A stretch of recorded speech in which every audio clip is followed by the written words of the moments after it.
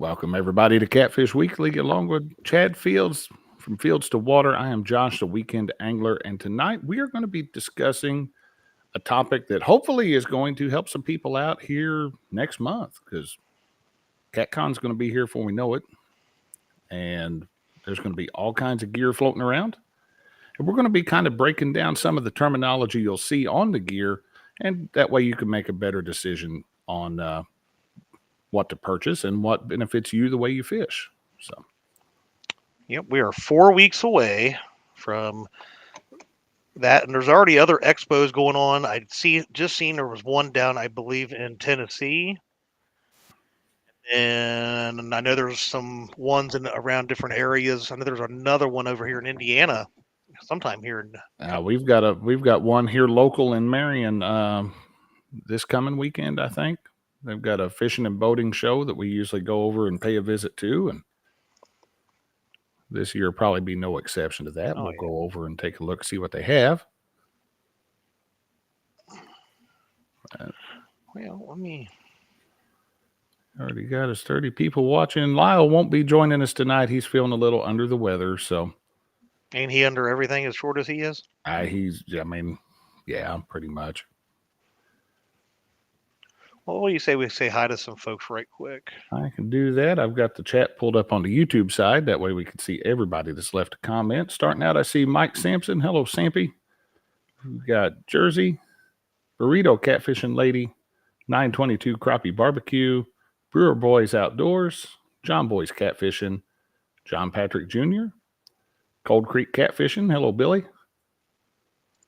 Let's see. We've got Mark Barnum, Crappie Day Darren, Joe Buck 66, channel member Uptown Chrissy Brown. I hope you and Ernie are doing well. It's good to see you in here. Let's see. Brian Bugman 22. So Brian's on Facebook now. I had a friend request from him this morning. I know. I had to message him like, somebody messing with me, or is that you? It is good to see him on there. So let's see. We've got Jeremy from Creole Catfishing. Creole's guide service, actually. Mm-hmm. Let's see. There is channel member Tom LG Bass, Randy Old Gray Hair Swain, Miss you, Catch Tom. Fish with Us. There is Chad Fields to Water is also in here. There's Jerry from Parker Pursuits, Michelle from It's All Mine. I miss you, Michelle. There is Greg Burgess, Sangamon Fisherman, another fellow Illinoisan there.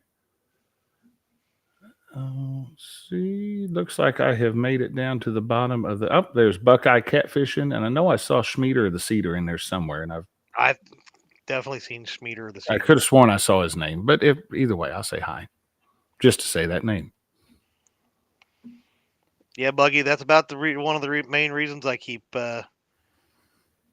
Facebook around, is just all the connections I've made, with people, to be able to talk to them from time to time. There is channel member Brian B. Catfishing and Benoit Fishing Outdoors. Hello, Gabby and Allison. He said, "Don't tell us what to do, Chad." I've heard that he's going to put out a short about him and I as well. So yeah, I heard he's going to show people how to figure out what you had for lunch. Stop it. Tell you what. Hey, my wife's here. Hey, Christina. She said hi to you, Chad, I think. Oh, hey, honey. And I did see, I don't know if you've seen it, but Dee put in her milestone. 44 months, and she hopes that Lyle feels better. V. Smith, the next Top Cat will be February the 17th, provided we have somebody sign up. I got to looking on the Catfish Weekly group there on Facebook and was looking at that today. And again, I couldn't find the post, so I recreated the post, and it is now pinned to the top. I do not need that Buckeye at all, unless it's very flammable to start fires with. And I'm going to put to enter. Oh, you're going to put that in the thing? Top Cat email or text to. You can send an email or a text to register at theweekendangler.com, or you can go on Facebook if you're on the Yeah. Catfish Weekly So Facebook group. Either with one of them that, works. what date would be the day we're looking for somebody to be fishing? Would that be February the 17th. 17th? February 17th. 17th would be the fishing date for that, if anybody's interested. Yeah. Tentatively, we always try to do it for the third Monday of the month. If a holiday or something that's going to affect things, we may have to move that around. But really, Yeah. we look towards that, and we look at the first Monday of the month for drawing. So that will actually be next Monday night at the end of the show. Should be when we draw for the February Top Cat. We didn't have any entries for January, but with that cold blast and the ice storm and everything else right there at the beginning of the year, I don't blame anybody. So, I mean, even the Gulf states saw snow last week. So Down east, I didn't realize you were there either. I wish I would have known. You could have just sent me a message. We could have definitely made plans to meet up. So yeah, we did have a good time there at the Ice Bowl. 194 boats braved it. Stop it. Stop it. Freddie has officially tied me as the highest finishing bait shop member in the Ice Bowl. He finished 24th, which was what I finished last year. But he only had 194 boats to compete with, and I had 237. I'm not going to throw that out there. now you had some last minute changes to your We whole did. game plan, We right? did. Yeah, so apparently there's some service issues going on between myself and my was going to be fishing partner. He was not receiving any of my phone calls. I Oh didn't no. receive his. So he thought I gave up on him. And I was about 4 or 5 miles from the exit where I was staying with Tom and Michelle. And here comes a nice big Dodge Ram pulling a boat. They passed me, and it was too dark to see who was in it. And I was like, that Stormcat looks familiar. So I get there and I message my was to be fishing partner and said, "Hey, I made it to Virginia. When you coming down?" He's like, "I just passed you on the interstate." He texted me a little while later. So I just passed you on the interstate. And he's like, "I didn't hear from you." So Oh wow. I brought my boat. Well, he also brought a fishing partner. So it's like, and I can't blame him when you don't hear. There's No, no you communication. can't blame him there. And I thought it was weird. And I was like, well, maybe he's mad at me. Something. I don't know. I was like, well, I guess. You got to go down there and fish with Tom. I was like, That's awesome in itself. I looked over at Pops and said, "Hey, buddy, how would you like to get up at 3 o'clock in the morning and it's like less than 20 degrees Mm-hmm. and go freeze our rear ends off and see what we can do?" Oh, this is one of my new hats. I wonder if my wife. No, I don't. Hold on, Josh. I'll be right back. You talk to the crowd. I've got something special to show off, and it is so because we're talking about things you need to know when you go to places like CatCon that you need to look for. I'll be right back. Okay, this is gonna be appropriate. We're a family show, right? Just It remember. is. It is. Okay. You never know, and you got to ask that. It's sad that we have to ask that, but you never know. More so chance of that with Lyle, but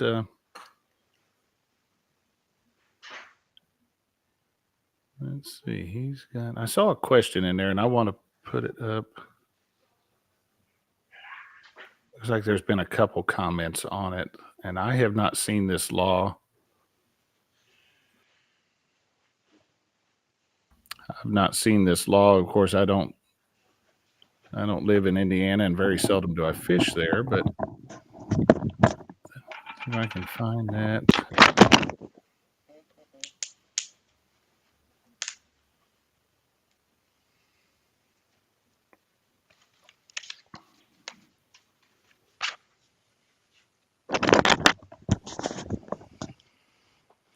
There it is. All right.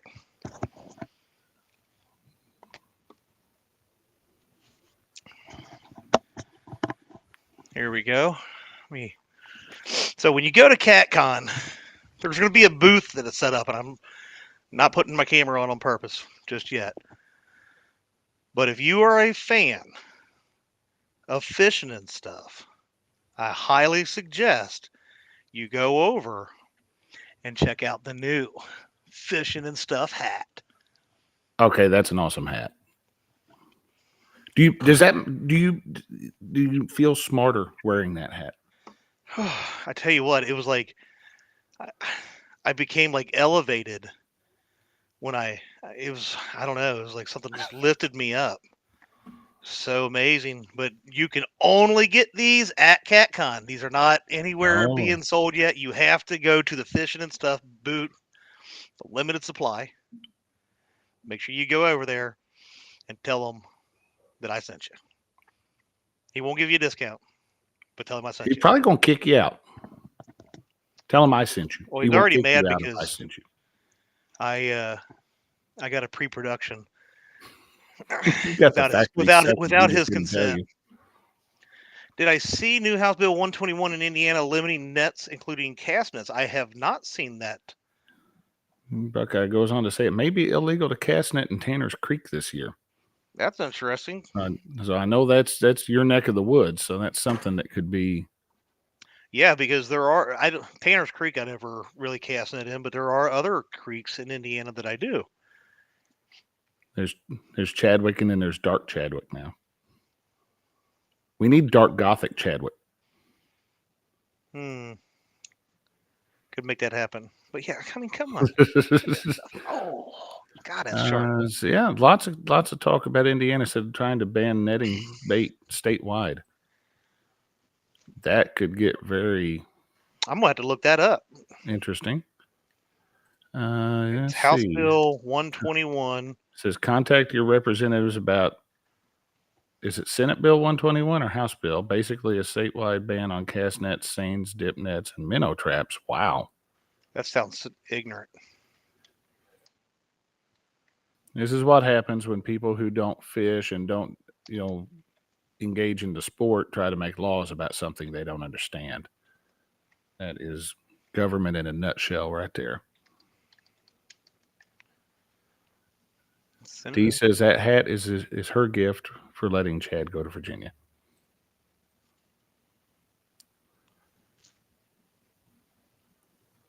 Yeah. Wow. I don't know what she's talking about. I think she's confused. She's delirious. I'm not for sure what a scary thought about. Probably Dark Gothic Chad.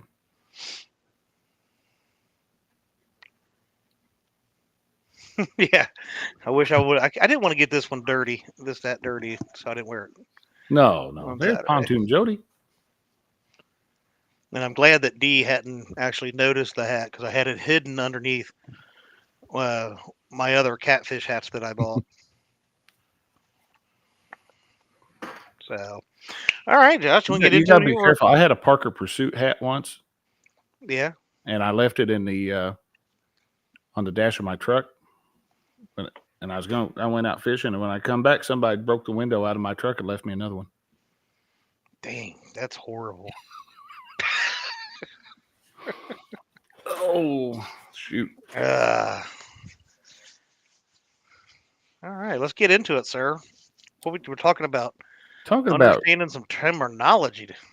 We're going to be seeing. I mean, I don't think we've ever gone to CatCon and not come home with a carload of rods. We always end up buying rods, whether we need them or not. Yeah, I haven't bought too many rods the last couple of years when I've been there. If they get something new out, and I haven't past or the last time I went, all I picked up was some more tanglewood catfish, which is what I use. But before then, I was picking up if there was something new out there on the market, I wanted to try it out. Mm-hmm. So I went out and bought those, and you see those, and they're labeled, medium action or medium heavy or extra medium heavy action, all the way up, top to bottom. And let me get the right thing up here. And we're going to get kind of technical, but not overly. Sorry, B. I couldn't afford to get you hats. I got me too many of them. Hey, Jody. Hey, Greg. All right, here we go. All right, so we've got that over here, and let's do a picture-in-picture. That might make it a little better. Now, typically when you hear heavy action or medium heavy action, you're actually looking at the power of the rod, and that's how much weight that rod will hold before it starts to bend. So if I take a 8-ounce weight and I hang it off an ultralight rod, it's going to bend to the ground. If I take an 8-ounce weight and I hang it on a heavy action rod, I'm not going to see a whole lot of deflection. So that's a real good chart I found showing that, and talking about that there. So depending on how much weight you're throwing, adjust your rod power there. And we'll get into action, and a lot of this is let's see, that's not what I want to share. That's the YouTube thing. Okay, there we go. So we talked about power, how much weight it takes to make the rod bend. Now we look at action, the true meaning of action, and that's how far down the blank the rod is going to bend. So that tells you where your backbone of the rod. Yeah, it's how far it bends until you hit the backbone. Yes. So an extra fast, most of your catfish rods are going to be an extra fast or a fast action. You start seeing different actions when you start getting into different species of fish. Bass tackle, you'll have everything, extra fast action for fishing a worm, but a slow action or a moderate for throwing a crankbait. And it's just, let's see. Keith's getting and I think, they just came out with a new rod out there at Hellcat. Catch the fever.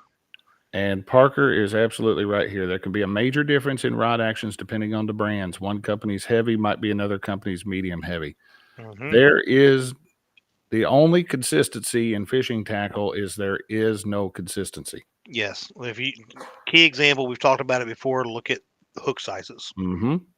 There's no standard when it comes to that kind of stuff. No, I can order a Chinese hook and it may be 10-aught and it come in to be for bluegill. Mm-hmm. But they can call it a 10-aught because that's what they want to do it. So with these, it is definitely good to consider the type of fishing that you do. Mm-hmm. If you're out boat fishing, when you're looking at, I like a medium heavy to a heavy for like suspend drifting or just mm-hmm. spinning rods. And then with those, I like a moderate action to a slow action on the tip. Now, for dragging, I used to really like medium heavy, which I still do, but I also really like a medium action. Oh, wow. Oh, man, I'm telling you, Lee Reed, Uncle Lou, told me when I first started using his rods, he's like, have you tried the medium? And I'm thinking they're going to be all flimsy and floppy, right? And this and that. It was like the best thing ever, going from medium heavy to his medium rods. Absolutely loved them. But again, you don't want to if you're dragging baits, you do not want a slow action tip. No, right? You want that to hit backbone very quickly.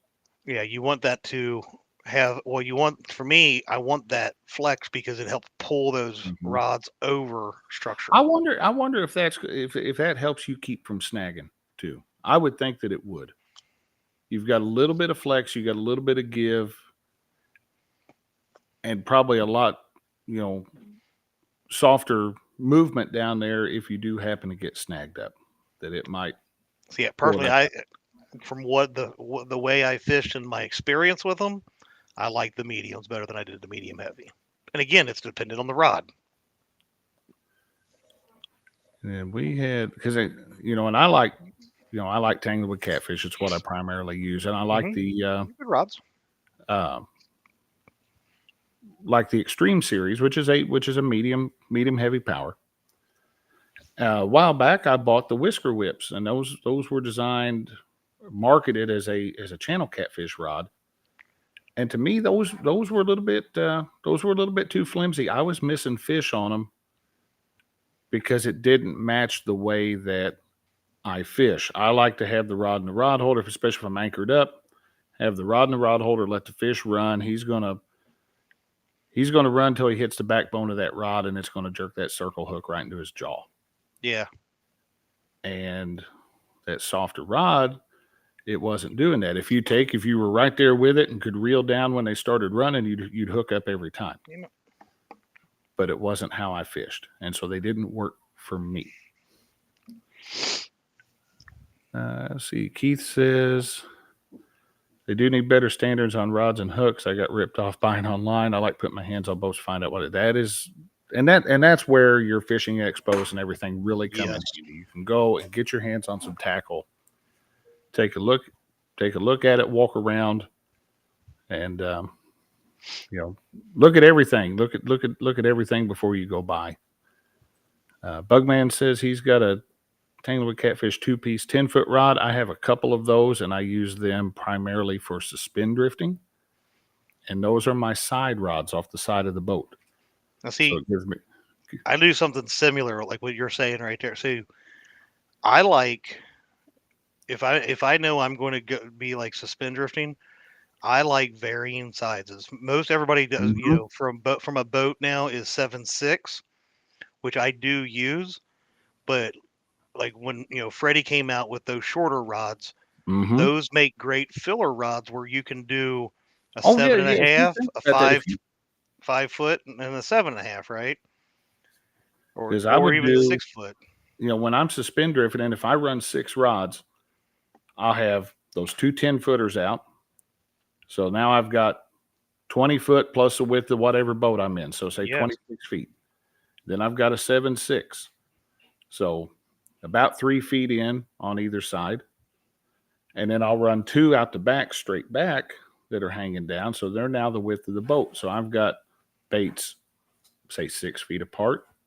Then I've got 2 more baits that are, say, 20 feet apart. And I got 2 more that are 30 feet apart. Yep. You're covering a lot of real estate on that water by changing rod sizes. So now see, if I did suspend more, I would like to have some 10 footers to go along with that, but I don't suspend enough to where it's that big of a deal. But I do like, it's no different than when you're anchored up, staggering your line lengths, right? So for one, tangles, but also you're covering various areas, and that's why I like that staggered size of rod, that where you can do that 7.5 or 6 foot or 5 or 10 foot, and you alternate. And like you said, you've got a few feet on each of those where you're having a different kind of spread.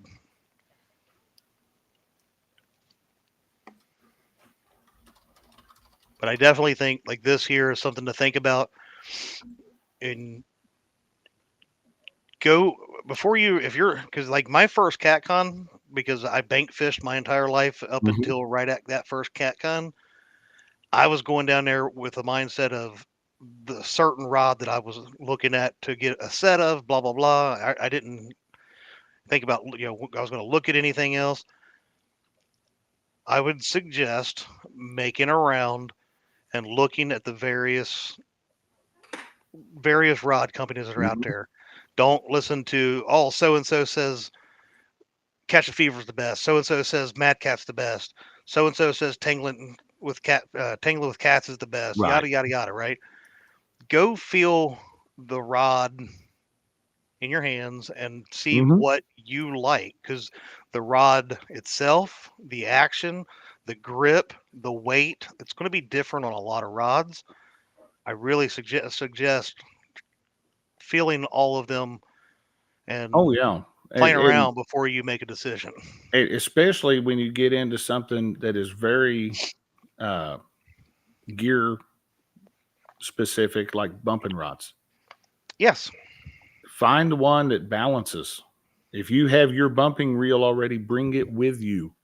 That's a I great can't idea. think of a single vendor that if you looked at them and you were getting ready to buy a $150 rod and said, hey, I want to put my reel on this, feel how it balances. If they tell you to pound sand, we're going to go find a different rod company. I mean, there is not one out there that's going to say, no, you can't put your reel on this. If they do, they're hiding something. There is the comment of the night right there. No rod is better than the next. It's all a personal preference and whatever works best for your budget. That is absolutely correct. 100%. Correct.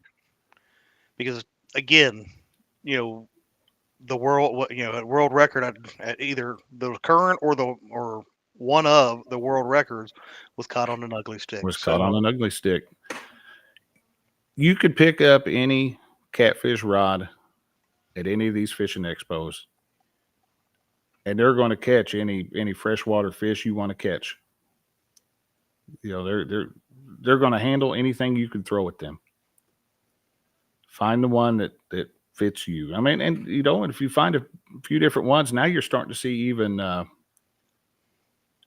different color options. You're seeing a lot of places that are doing color options, and you can pick out and match it to your boat, your shirt, whatever, your underwear, whatever you're wearing that day, but let's see. I saw where Hooks and Hammocks was trying to give Keith a hard time that Harbor Freight. He said he didn't know Harbor Freight sold rods and hooks, and then he was informed that they sell welding rods, and I told him that they sell towing hooks. So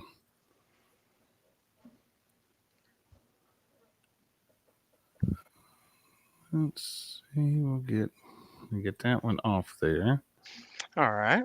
And we can, if anybody has any questions as we're going here, I mean, ask them, and we will expand on anything. So, well, I think there's three key takeaways on a rod, other than what we just said, making sure that you go try them out yourself.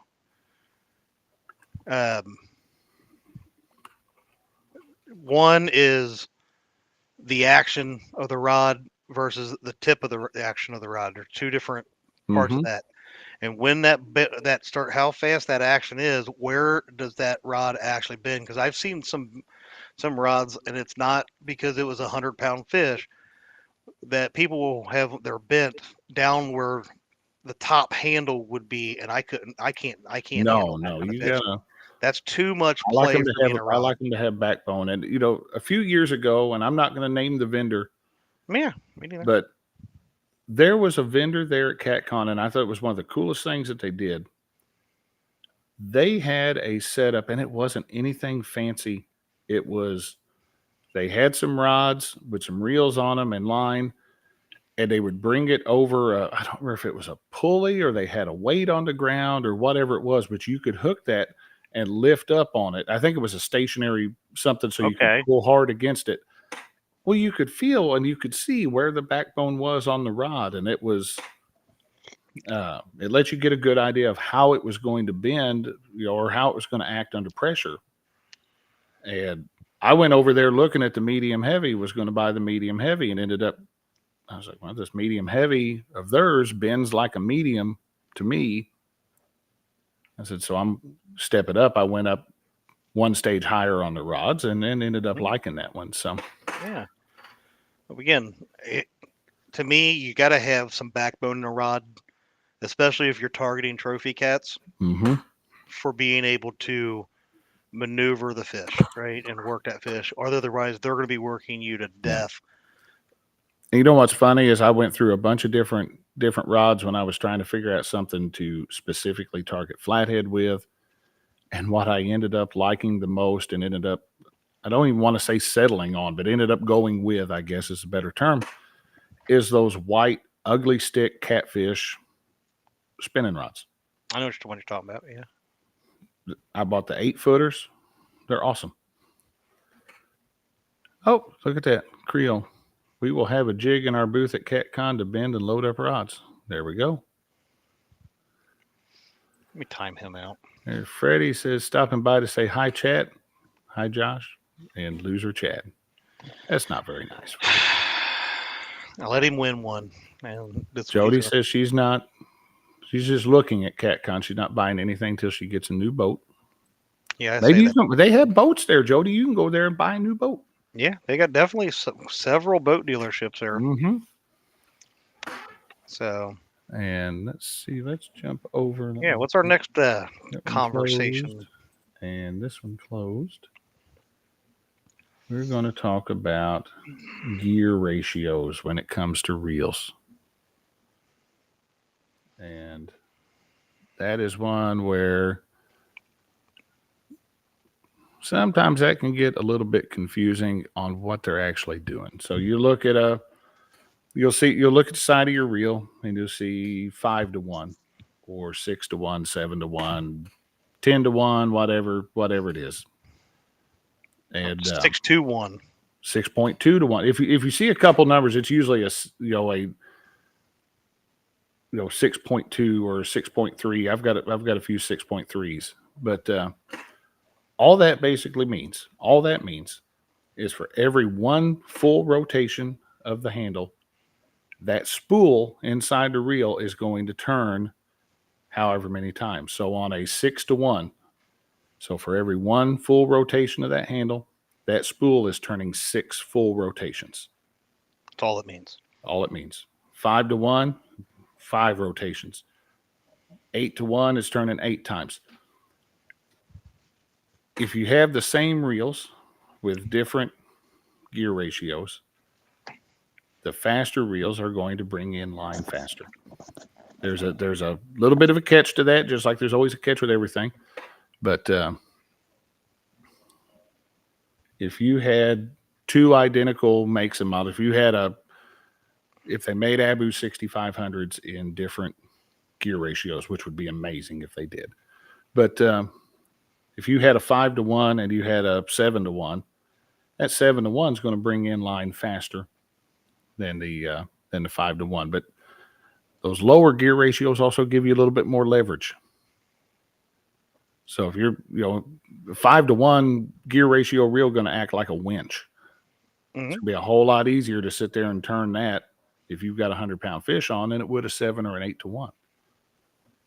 But I pulled up two different reels, and I'm going to use this to illustrate what I was talking about with differences here. And I got about as different in these reels as you can get. So this first one pulled up is a Cast King Speed Demon.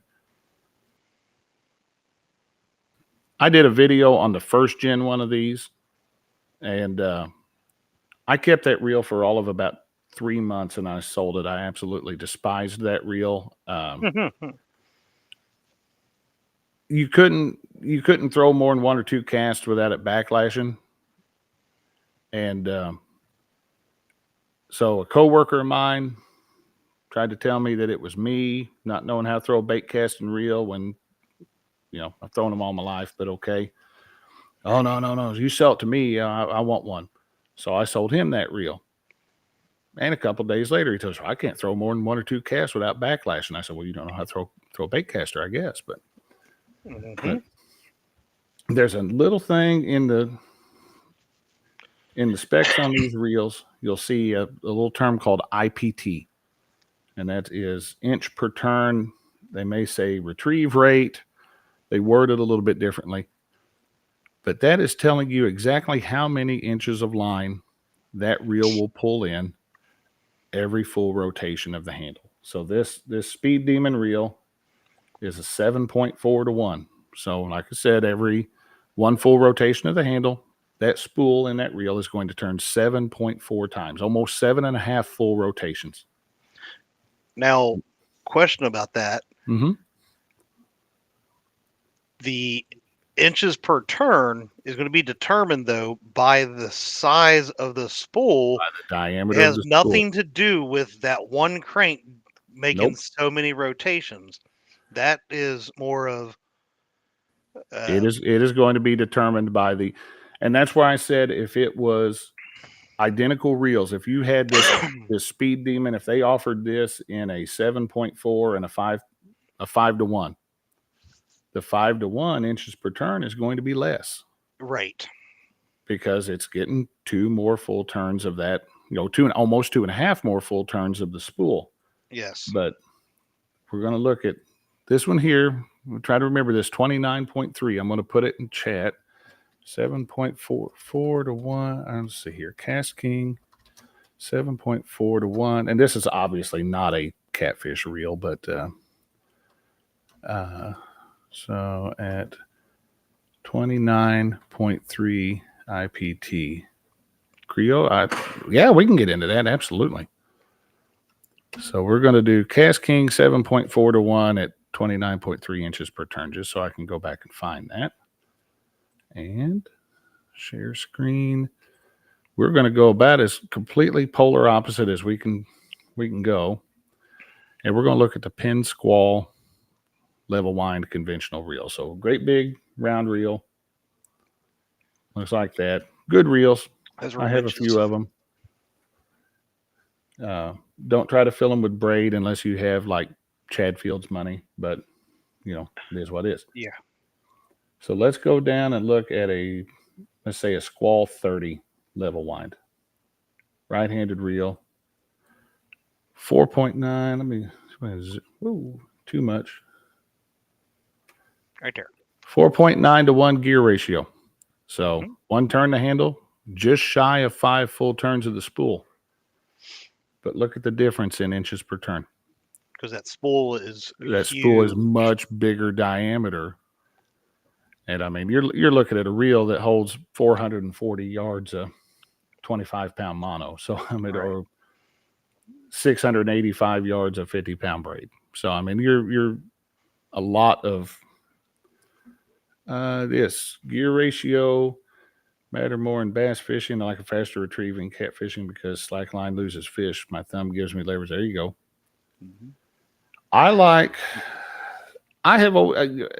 been a big fan of the Cat Max bait casters that Bass Pro put out. Those round reels, they look just like a slightly larger than an Abu 6500. Yeah. And I liked those. I like those a lot. I've got a ton of them. They changed their design, came out with like it's probably the 4th or 5th generation of them now.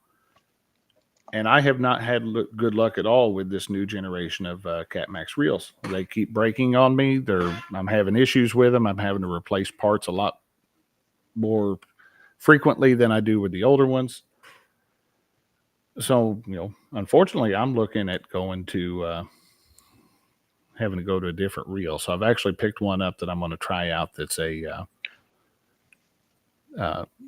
different design of reel. It's a low profile reel, kind of like a bass reel as opposed to a round one, and it's faster retrieve. It's I want to say I bought it's either a 7 to 1 or an 8 to 1. I don't remember.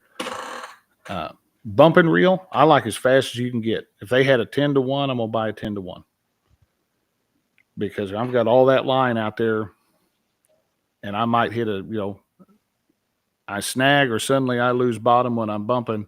I want to be able to catch up to whatever, whether it's a fish or whether it's a snag. I want to be able to catch up to it quick. So let me step in on that one too.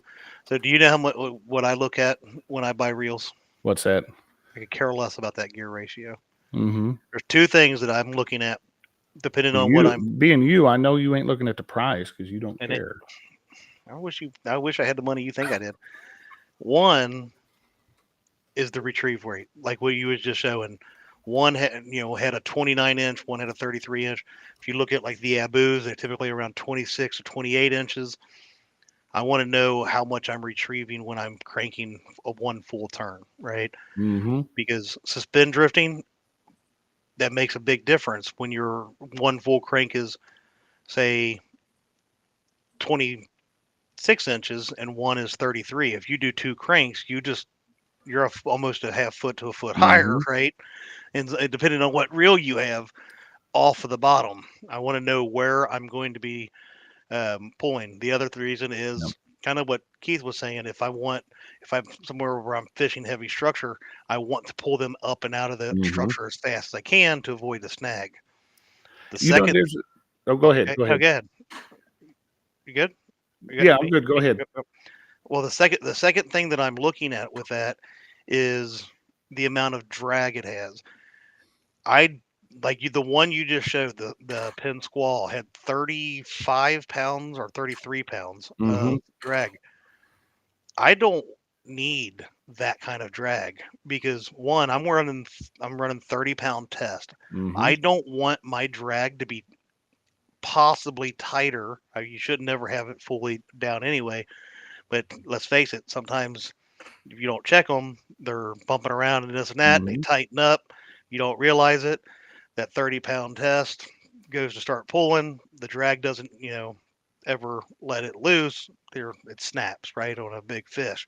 Don't want that. I prefer a lighter drag than I'm going to have line on my rod.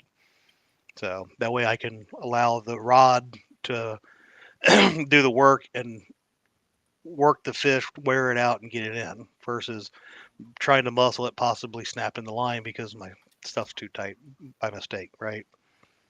And I've actually had fish hit a suspended rod so hard and it be locked down like that, it snaps my line. Mm-hmm. And that was back when I used to use 40-pound main, and I've had one for sure. It snapped my line in two. So keep that in mind. You don't have to have the highest drag and whatever, but the retrieve ratio and keeping an eye on what your line, Yeah. what the What the drag? the max drag is. Thank you.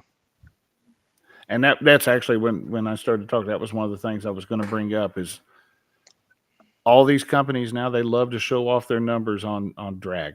Oh, it says spinning reels are the absolute worst on it. You'll see a spinning reel for crappie that has 26 pounds of drag. Why do you need that? You don't need that. And if you're running 4-pound test line, you're going to break it. Yeah. Run, you think about it. If you just say you've got 100-pound braid loaded up, you've got that reel cranked down, you're putting strain on the rod. You're putting strain on the rod holder, the screws that are holding it to your boat. If you've got that mounted in the top round rail of a John boat, that's real thin aluminum right there. It would not take a lot of downward force to start popping screws loose and stuff. Mm-hmm. So yeah, you're looking at 8 to 10 pounds of drag would do you all day long. People haul in 1,000-pound saltwater fish on 20-pound mono.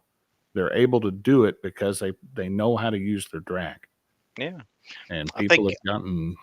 I think I've mentioned it before. There's a guy that around here, he has the state record grass carp, 68 pounds. He caught it on 2-pound test fishing for bluegill. You don't. That would have been one Just hell of a fight. had been insane. I mean, It might have been 4-pound. It was 2 or 4-pound test. It was if something it's really a light. pond, you're going to get to see every inch of the shoreline of that pond because that grass carp's going to walk you all the way around it.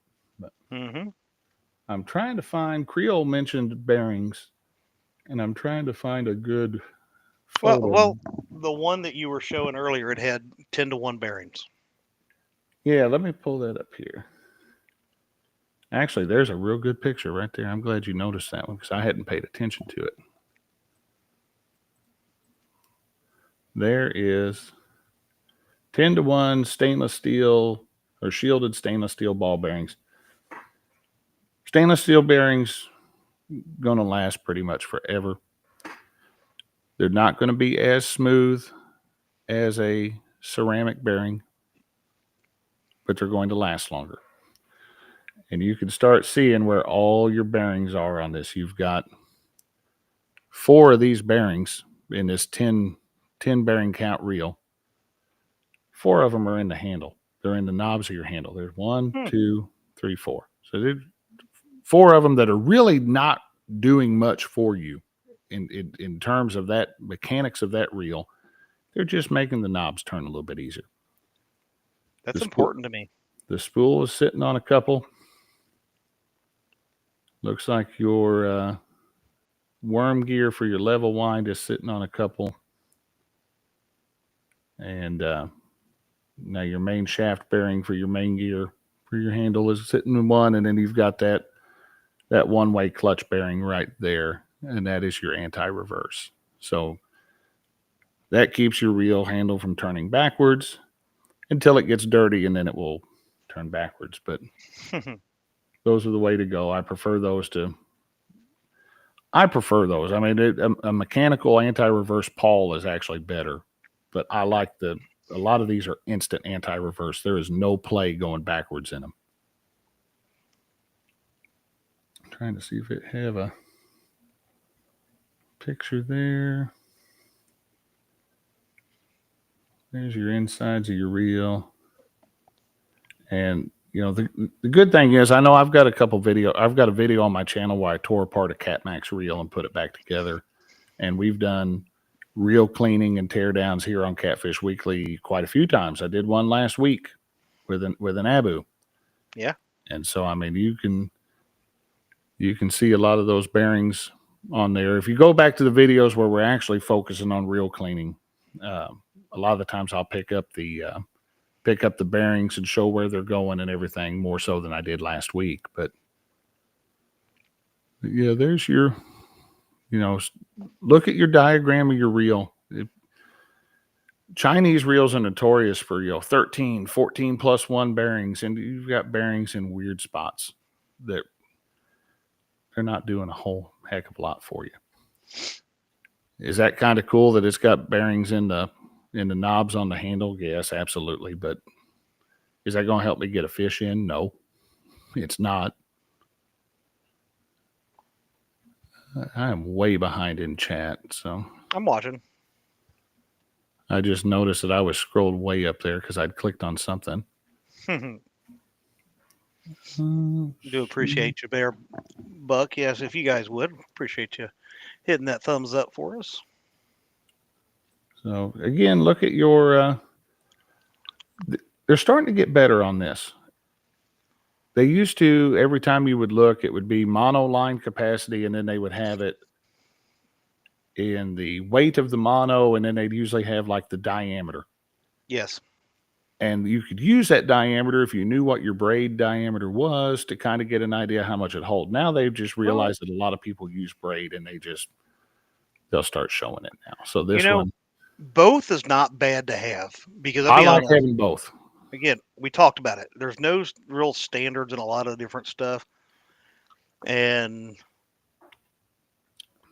I would say 90% or better, probably 95% of us in this show right now, and including in the chat, don't, think about then there could be, because there's different, we think all monos are the same. They're not. Mm-hmm. There's multiple different, facets when you come into regular mono versus the fluorocarbons, and then there's a bunch of stuff that some smart guy told me about once that I can't remember. But then you look at braids. You have 3-strand braid, you have 8-strand braids, you have 10 strands. Mm-hmm. Are those strands created equal? Probably not. So notating what the distance, the diameter of those lines is important. Probably more important than just saying, 20 pound, 30 pound, 80 pound, Right. whatever, right? And that's why, again, the spool size and all that kind of stuff, it all plays a part. I'm telling you, in most of our waters, you don't need, and that's what I went for originally, was the pin series, because they were so big. I'm like, oh, I need all this line on it. You didn't, with them pins, you don't use a third of it. Oh no, and ever. it's expensive to feed them. It is.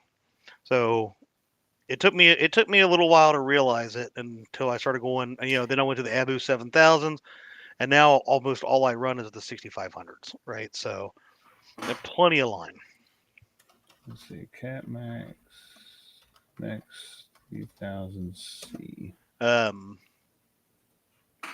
But yeah, keep that kind of stuff in mind. I think that, to me, for a reel, though, the most important things are what I was just saying. Right? What's the ratio of the retrieve rate, and what's the drag rate? Right? Those things to me are some of the most important things when I'm looking at them. Get off there. But I that. also want how they're made because that's the Cat Max. Yeah. Okay. That's the Cat Max there. And like I said, this new one that's this two-tone gray, that's not the two-tone gray that they made about 10 years ago or so.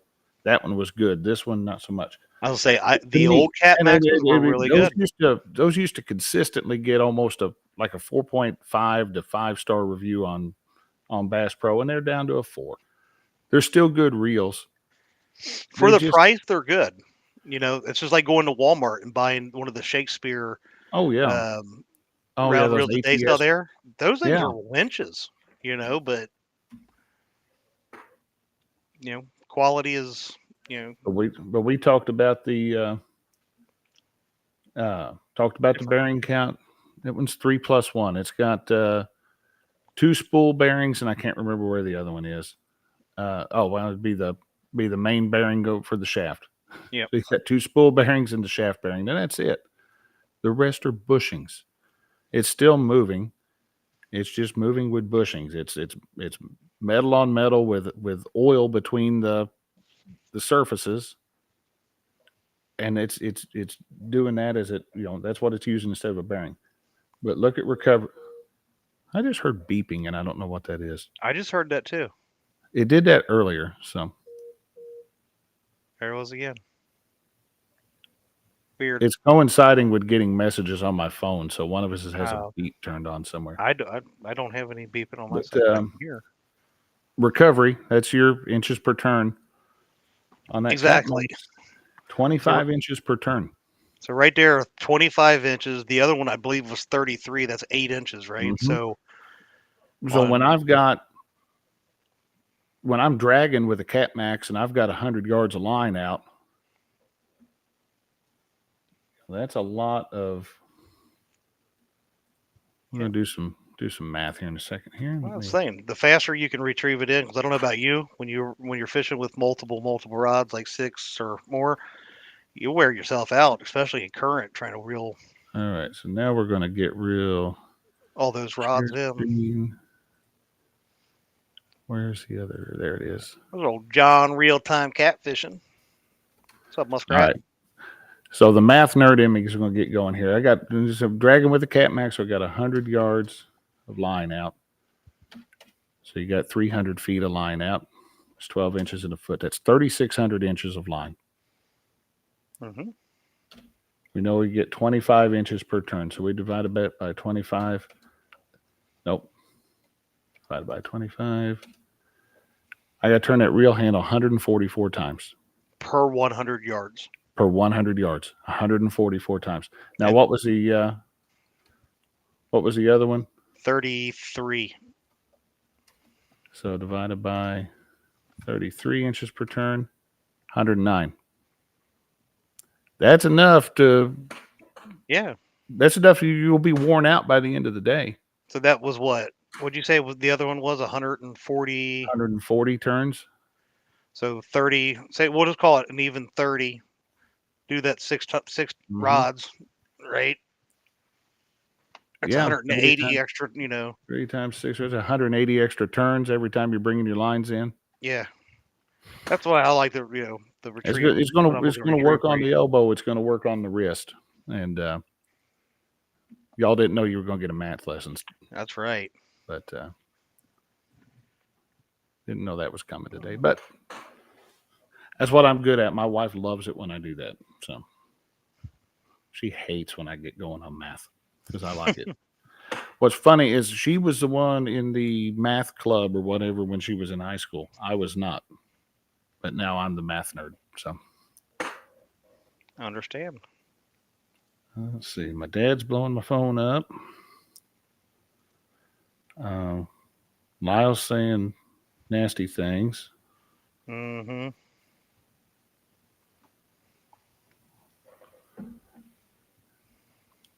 Hey, there's John Parker. Yeah, I just said howdy, old John. There's Lance McCoo too. Now, another thing, if we're talking about gear and what to look for, flame retardant. You want flame retardant gear. And John will confirm that, I'm sure. Yep. Higher gear ratio, harder to turn than lower. Yes.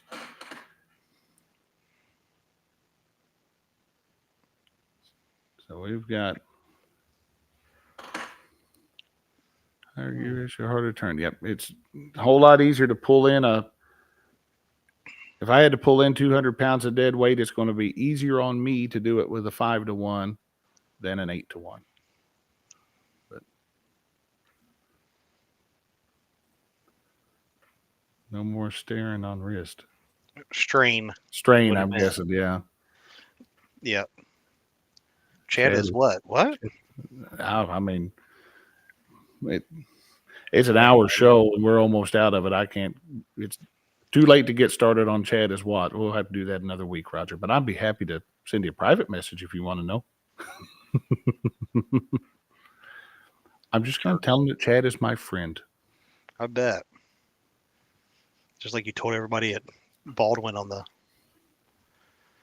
You left a flyer for them. I didn't leave a flyer for anybody at Baldwin. Yeah. For a good time called Chad at. I just happen to have a Sharpie. Jerk. Anyway, you got anything else that gear-wise? I've covered everything that I set out to cover. If anybody in chat has questions for stuff that we didn't cover. Well, I think one thing, because this will be something I'm looking for possibly when we go down there, is it's time for a new cast net. My one's on the brink to where it'll be needing to be replaced. And if I learned one thing out at Kerr Lake, I also need to invest in a tape net. So I have thought about making one just Yeah, to try it out. yeah, you could do that. I mean, ultimately, I'd like to buy one, but they're expensive. They are. They're probably worth every penny when you start trying to catch bait in deep water. But No, cast they're nets, not. I look at cast nets. I start looking at the weight, how much lead, how much weight per linear foot, and I don't buy one unless it's at least 1 pound per linear foot. Same. You know, if you can get 2 pounds, even better. If you when you have a cast net die, take those weights and you can either make dragon weights out of them, like Danny Stone did. He's got a great video showing how to make dragon weights out of broken cast net. Or take those off and double them up on one of your cast nets, and now it's twice as heavy. It's going to close faster, so you don't have to take that into consideration, but it's going to sink a little faster. So, yeah, a good cast net is going to be expensive. There's Stand 3 said a lot heavier to throw, and They are. But I can tell you, if you're looking to just learn with something cheap, go to Walmart and buy one of them nets. I've had good luck out of a Walmart net, surprisingly enough. I've used them in the past. I'm not saying nothing bad about it, but they are a lighter pound per foot. Mm-hmm. You're only typically going to get them in a 3/8 mesh. You may sometimes see them a little bit bigger, and when you're looking at them, and I think this is one of the key things that I used to throw a 1/2 inch. I've thrown an inch, and now I throw mainly a 5/8. Probably might go back to get a 1 inch. Right. The reason to go up in size, if you're looking for smaller, the smaller, like not bluegill, shad and stuff like that, the 3/8 and the 1/2 inch, perfect sizes. You can even load up them in the 5/8. I do it all the time. Right. But if you're wanting to not have to sit there and pull those little shad out of your, the 3-inch shad out of your net for hours, or make your fishing buddy Bill do it, going to the bigger, like the 1 inch, is probably a much better if you're looking for those, 9-10 inch shad and bigger. Doesn't help. To throw a 4-foot doesn't help much when you go to an 8. It doesn't. To a point. I would disagree a little bit, other than getting the motion of being able to. Right? Yeah, but the load up factor is so different on an 8-foot versus a 4-foot. 100% agree with you. But to get the motion of the throw and knowing that you're using momentum, not your arm, your big burly muscles to throw it is different. Oh, Creole says Betts makes a net 1-inch mesh and 1.5 pound per foot. Sinks fast. That'd be a good one. Well, when we were out there at Kerr, I only have a 7-foot throw net that's not a tape net, which works great for all the places I usually get bait. Mm-hmm. But when you're out there and the bait's all 40 or most of it, some of it was even 50 to 60 foot, getting down there to that bait, it's all closed up. Plus, your line's not long enough either, even if you tie a rope to it. So by the time it gets down there, I took and done. I've got one net, and it's a Walmart right. net. It's the Ozark Trail. I want to say it's probably still 3/8 mesh, but it is 1 pound per foot, which was impressive enough for me. I bought that net. First thing I did was cut the rope that came on it, cut that rope off, and I added my own rope, about 50 foot of it. And that's my net for when I go catch bait off the bridge out there at Wolf Creek at Crab Orchard Lake. Because I'm throwing from that bridge, it's 15 feet to the water before I ever hit the water. So I need a longer rope to do that. And it works. That's my one that's my bridge net. You don't want to use it from the boat. It's a pain in the neck. You don't want to use it from the bank. It's also a pain in the neck. That net is only useful to me when I'm throwing it off of a bridge. But my other nets, they're not going to hit bottom. If I throw them off that bridge, they're going to be closed by the time they hit, because I'm going to be out of rope. But yeah, cast nets. I used to always go with Phytech. I loved Phytech nets. I love my Phytech as well. I do have a Betts. That's what I've thrown most of the year. I have two, one Betts and one Phytech, both in my boat. And I definitely need to look at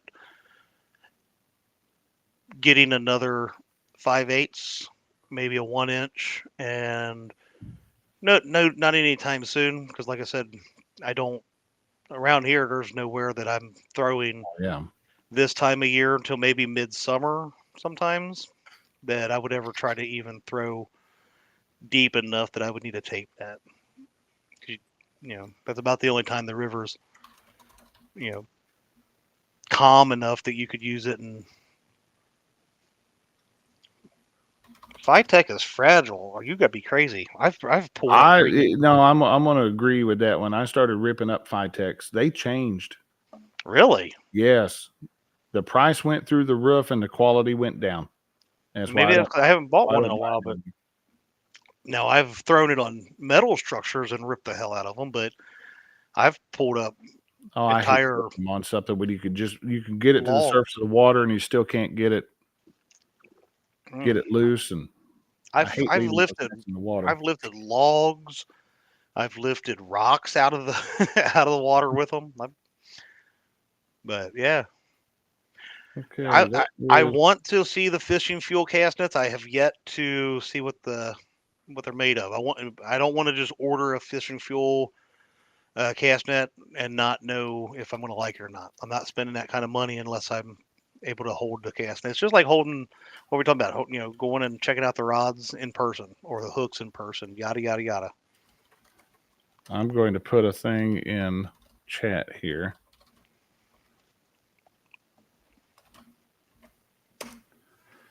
Kind of goes back to what we were talking about way at the beginning of the show before we got into the meat and potatoes of the thing. It's the link to the Indiana General Assembly to where you could check the status of Senate Bill 121, which is I definitely currently check that out.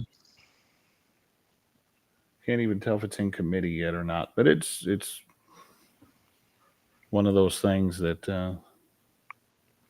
and it has, if you go to that link I put in chat, it has all the authors and co-authors with their names, so you know who to contact. If you're going to contact them, read over it. If it's something that's not going to be a good bill, I recommend emailing and writing a letter and making phone calls to every one of them. There's 5 dudes on there. Actually, it says the bill passed committee and is moving to the full Senate for consideration.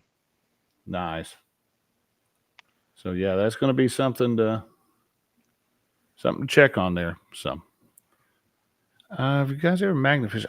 Jeff, I have tried it once or twice. I bought a 250-pound pull magnet at Harbor Freight because I love Harbor Freight, and took it out there and tossed it around under some of the bridges on the lakes here, and I have found windshield wipers and nothing cool. So I was gonna say, I've got one and I bought probably 2 years ago, and I've not yet. I haven't used it in a while, but yeah, I've never had anything cool coming up. Most it's all rusted up crap or rocks and I work with a guy who spent a lot of money on rust. a big magnet fishing magnet, and he's not, to my knowledge, he hasn't tried it out yet. He was wanting to go out one day on the boat and mess with it, and he talked about the river, and I said, "You're not going to find anything good on the river, I wouldn't think. You might, but maybe around some of those dry docks or whatever, you find a rusted up tool or something." But I'll check 922 out the says he fish. ain't caught a fish on a magnet yet. Figures. All right. Well, it doesn't look like we have any more questions in chat. Appreciate everybody that has hung out with us this evening. And definitely hope it helps people think before you go just spending whatever money at any of these conventions and stuff. Kind of give some thought about what you're needing. Yeah. You know, don't, again, the hoop and ha of what everybody's saying on line, and it's not always best, right? And you'll end up spending $120 on rods and then not use them, and that's just a waste of your money. So, and just remember, and this isn't wrong. This isn't bad. No. But a business's goal is to earn money, and they earn Yes. money by making sales. Yeah. Fishing, And I'm not saying fishing is a lot more about catching the angler than it is the fish. I mean, absolutely. Look at lures. Go look at the bass fishing aisle at at Walmart or anywhere else. Yeah. Look at all the cool looking things. Those are designed to catch the human being's eye and go, "Oh man, I need that." Yeah. And like what we said earlier in the show, though, that same, the two different, brands that maybe you're looking at, that you see that so and so just never stops talking about, they may actually be up your alley. But then again, you might go over there and be like, this rod just doesn't feel right, and then you feel, the next brand over, and it's like, this rod fits me good, right? And it's what I'm looking for. And it could be the same price. They could be made out of different stuff. That's a whole different topic conversation. Yeah, just like Goldilocks, the story of Goldilocks. She went and she tried all the porridges and she tried all the beds, and then she then at the end of that book she got arrested for trespassing and did 30 days in the clink. So yeah, but food for thought. But seriously, hopefully the conversation helps some people out and makes you think a little bit. And I do like what Roger said, supporting companies that believe in us, especially the small businesses. A lot of these companies, there's not many out there that are big time now. No. They're all trying to figure it out and try to make it. There's some good rods out there. And just find out what works for you. As far as reels, there's plenty of different reels to go out and try and check out. Again, what application are you using them for? What do you need? It could be a big difference. Oh, James. Oh, God. Here we go. This guy, he must have been sipping on the cough syrup tonight. There's, I talked earlier about taking, take your reel with you and put that on there, see how it balances out. There's another good one. Take a sinker and a line with you, clip it on the tip, see how it's going to do. Mm-hmm. And remember, Creole talked about at his booth. If you stop by his booth, he's going to have it rigged up where you can put some pull on a rod and see how things line up. So there you go. Money's tight. Spend your money wisely. Is what I mean. That's the message of the show tonight. Spend your money wisely. Get the most bang for your buck by buying things that match how you fish. That's right. And don't forget, I gotta give this shout out before we head out. If you're gonna be at CatCon, hurry and run over to the Fishing and Stuff booth where you can get this brand new cool hat that's not for sale anywhere else but at CatCon right now. And if you wear that hat in a Harbor Freight, you get 20% off everything in the store. Let me know how that works out. Cause I'm gonna try it. So I'm gonna go up to the one down the street tomorrow. All right. We don't have Lyle here to say what's going to go on Panfish Nation Wednesday, but they're going to you guys are going to be back on the bait shop Thursday, aren't you? We will be back on the bait shop Thursday night. We'll be back this week. Like a plan. If I can get the 3, bozos to actually do some work and show up.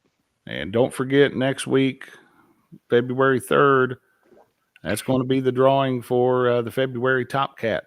It's going to be taking place on February 17th. So the post for that one is up on the Catfish Weekly Facebook group.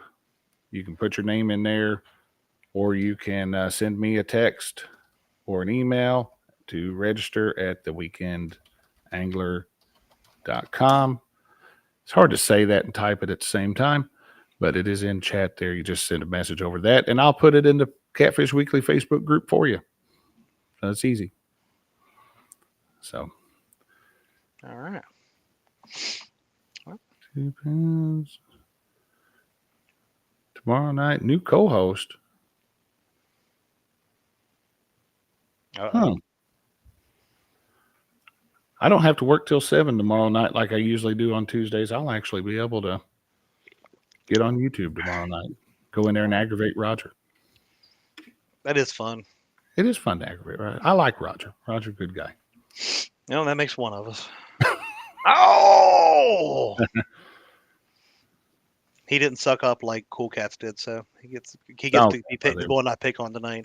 And yes, I did. I got pictures with one of my biggest fans over the weekend, and he even took a video talking about how much he loved me, and apparently is going to use it as a short at some point. So, and I talked earlier. If you go back earlier in the show when he talked about this, I gave a spoiler alert about what that video is about. I'm not going to do it a second time, but that's all I got for this week. Appreciate everybody watching.